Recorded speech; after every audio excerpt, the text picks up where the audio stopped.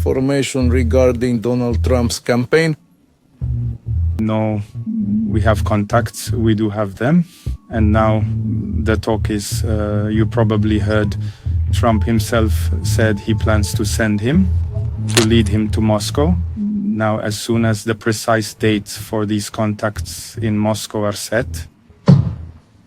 Sergei Sergeyevich, who gains from these meetings?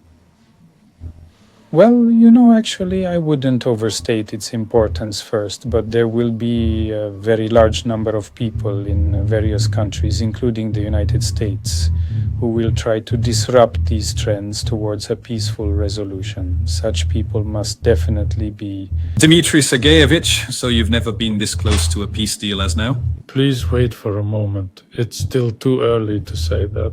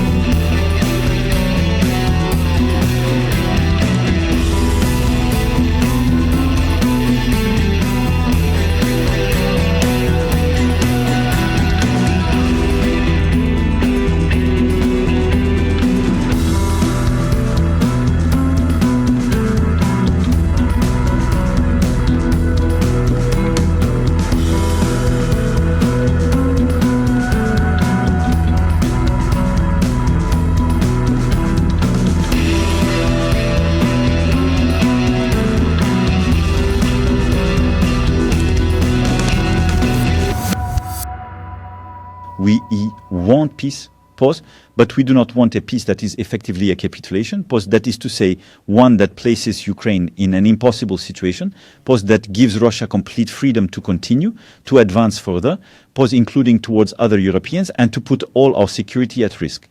Alcohol plan, Ukrainian situation. The plan proposed by the United States of America, first, is a step in the right direction, peace. Second, there are elements in this plan that deserved to be discussed, negotiated, and improved. That's why what we're saying is we must have robust security guarantees for Ukraine and for us Europeans. In concrete terms, these safeguards today must... The primary security guarantee is the regeneration of the Ukrainian army. The first thing that will protect Ukraine is its own army. And so the entire debate in Geneva these past few days was about not limiting the Ukrainian armed forces. Because Russia's obsession, as was the case in the 2000s, is that Ukraine should not be protected. Avoid the big risk. And this is what we must understand. If we are weak in Ukraine, if we say it's no longer our problem, deep down, they are very far away, which some people think we're going to abandon Ukraine. On that day, you give a signal of weakness. The day you give a signal of weakness to Russia, which deep down for 10 years has made a strategic choice to become an imperial power once more, that is to advance wherever it finds weakness. It will continue to advance. The first thing that will protect Ukraine is its own army. And so all the debate in Geneva these past few days was about not limiting the Ukrainian armed forces. Because Russia's obsession, and this was true in the Istanbul negotiations in spring 2022, is to say you must have an army that does not exceed 50,000-60,000 men. Here, we must not give it limits. And so the primary security guarantee for Ukrainians and for us is this robust army. So what do? We manage its training, its equipment, its ability to deploy over the coming months and years. The second aspect, the second line, that's what we refer to as the reassurance forces.